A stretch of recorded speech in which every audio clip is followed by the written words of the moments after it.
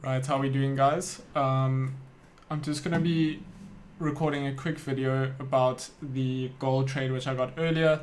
Very nice Type C entry. Members, you guys will know exactly what that is. Basically, just to briefly summarize it, it's when price creates a high or a low. In this case, it was a high. Then we create a bit of a pullback and then form some support at a previous level of resistance or at a previous level of support. So in this case, you'll see what happened on gold was we formed the high. We had this very strong push just pre-New York at around 130. So you can see this candle itself had 100 pips worth of volume or 100 pips worth of range. In 1 minute, at one point, it pushed about 50 or so pips. So this was a very strong push that we had just pre-New York. Then obviously, now what we're looking for after a nice strong push like this is for a bit of a pullback to take place. Now, often you'll see when price does create a high or does create a low, what we will do 90 or 70 to 90% of the time is retest that high or low.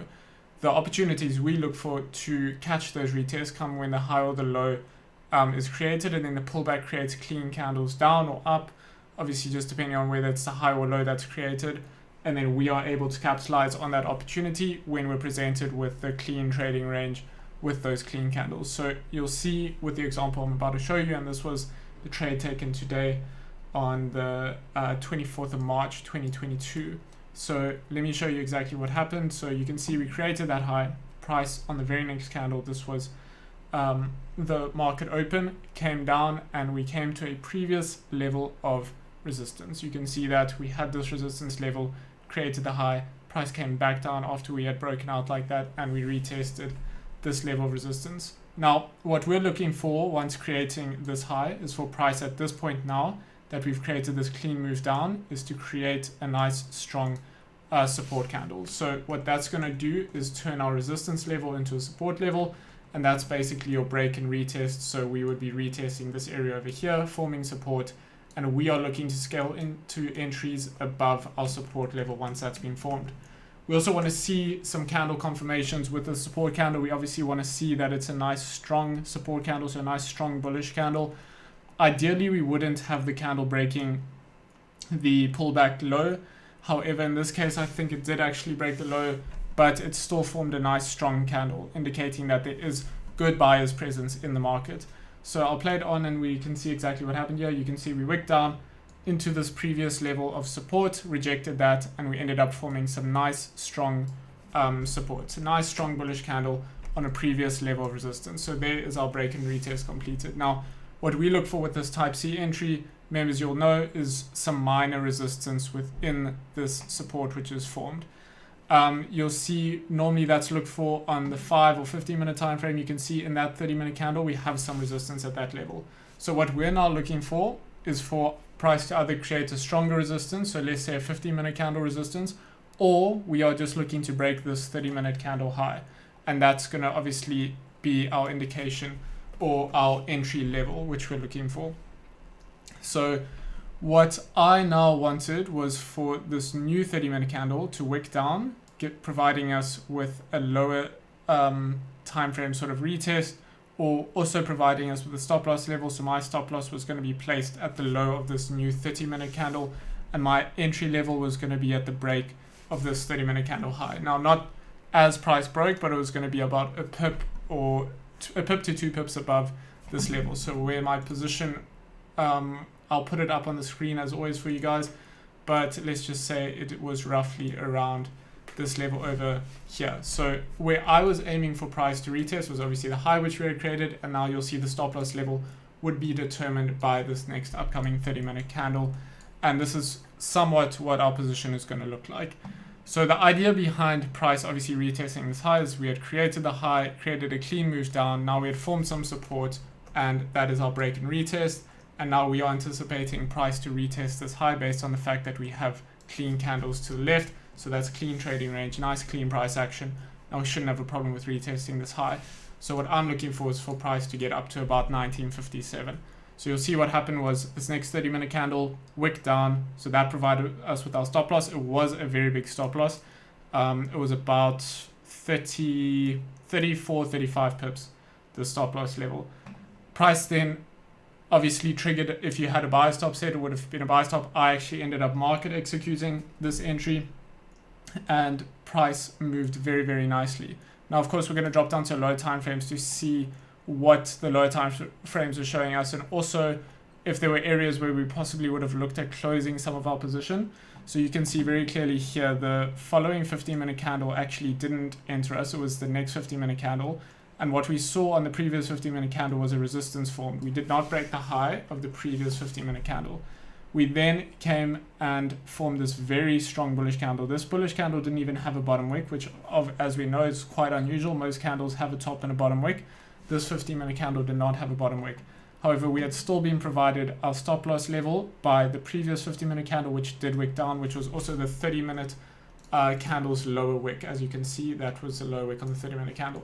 Now, if we go look at our actual entry point, which candle we entered it on, it was this 5-minute candle right over here. Now, obviously, how I like to approach trading is with a risk level of nothing more than 2%. So obviously, when I'm entering into these trades, my stop loss level is always going to be, within my 2% risk. So although this was a very big stop loss of 35 pips, it was still within my risk percentage. So it was still within my 2% risk per trade. Now, how I always look at risk management is we can mark out highs or lows depending on if we're buying or selling. In this case, we would be marking out lows of 5-minute candles or even higher time frame candle flips. So in this case, you can see our entry point was on this candle over here. So what we could have done is marked out the low of that candle, and this is what I would have done. And then we can also mark out the low of this 5-minute candle as well. So how I would have been managing this trade is once we had been entered, if price came down and broke this low, I would have closed half of my position. I know it is quite far down. You can see at that point, price would have been about 18 pips down. However, it is still managing risk. Of course, it is a much bigger stop loss, but if you set your risk percentage to within your parameters, which for me is 2%, your loss, if it were to be a losing trade, would obviously be bigger than your usual trades, which have a 10 to 15 pip stop loss, but you will still be managing risk, and the reward possibilities on this trade were also much greater than your, in a normal, let's say for example, GJ trade, where the range is usually about 20 pips maximum. In this case, we had potential to go up about 70 or so pips. So you can see price did not break this 5-minute candle low. We got very close. We tapped into the level. I did not close half. I continued to hold the full position. Another level you could have marked out if you wanted to not sort of over manage the trade, but you wanted to be very careful with this trade, is this 5-minute candle low. You could have closed half. Now we can also look at the 30-minute candle, and we could have said, okay, if this 30-minute candle flips bearish, we can also close half. This is again some very clinical managing. It's going to be quite tough to manage like this on gold, because obviously the opportunities do sort of present themselves where candles will break 5-minute candle lows, and so will 15 and 30-minute candles flip. But that's where sometimes experience just comes in key, and we got to know, okay, are we at a time of high volume? This was at a time of high volume. This was just after New York had opened, so we know that there is most likely going to be a nice strong push or a nice influx of volume. So you can see what happened was we came up, went up about 5 or so pips, came all the way back down, and then we still respected 5-minute lows. So none of my areas of risk management were triggered, should I say, or none of them were looked at in the way of, okay, now I need to close half of my position, because we were respecting the 5-minute candle highs.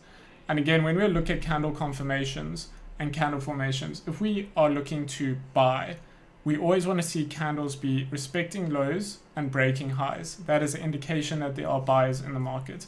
So you can see on the third attempt that price came up and broke this 5-minute candle high, we ended up just going. Now price ended up going up a total of about 60 or so pips. You'll see the exact way that this next 30-minute candle went up to the exact marked out resistance. This is once again just the importance and relevance of 30-minute resistance levels or even 30-minute support levels.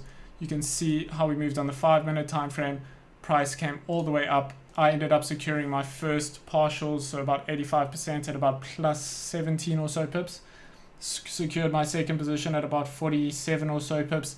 and then maybe a little bit low, and then left the remaining position to run up to, I think I closed the full remaining position at about 1957. So that was going to be, I think it was just above 60 pips. So it was a really, really nice position. Obviously, once I'd secured my first bit and we had gone up about 15 or so pips, my stop loss was moved straight to break even. But in this case, this was one of those very rare trades where your runner does actually hit your overall TP or your eventual TP. So yeah, this was just a nice little quick breakdown video of how I was looking at that gold trade, how I executed on it, what I was looking for before taking the trade, exactly what I saw.